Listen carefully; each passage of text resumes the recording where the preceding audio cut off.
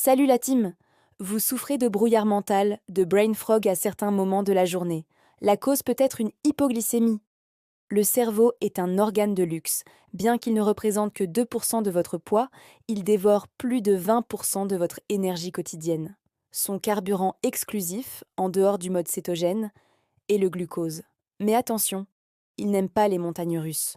Lorsque vous consommez un repas riche en sucre rapide ou en glucides raffinés, pain blanc, pâtes, soda, votre glycémie grimpe en flèche. En réponse, votre pancréas libère une dose massive d'insuline pour stocker ce sucre.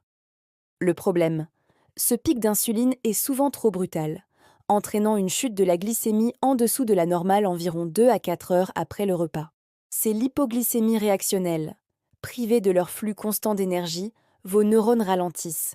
La communication synaptique devient laborieuse, le temps de réaction augmente et une sensation de coton envahit votre esprit.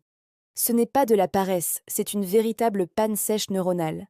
Et pour finir, vous arrivez dans un brouillard mental. Et pour finir, voici 3 conseils pratiques, pour tous. Pour garder l'esprit clair et éviter le crash de 11 heures ou de 15 heures, adoptez ces réflexes simples. L'ordre des aliments. Ne commencez jamais un repas par du sucre ou des féculents seuls. Mangez d'abord les fibres, légumes, salades, et les protéines, œufs, viande, poisson, tofu. Cela crée un filet dans votre estomac qui ralentit l'absorption du glucose. Habillez vos glucides.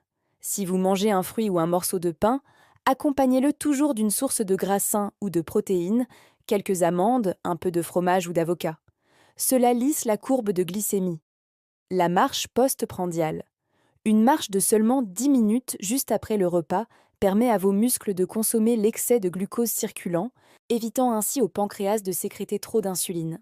Voilà, c'est tout pour aujourd'hui. N'oubliez pas de vous abonner et de mettre un cœur sur la vidéo, car nous avons prévu de nombreuses autres vidéos, courtes et pratiques.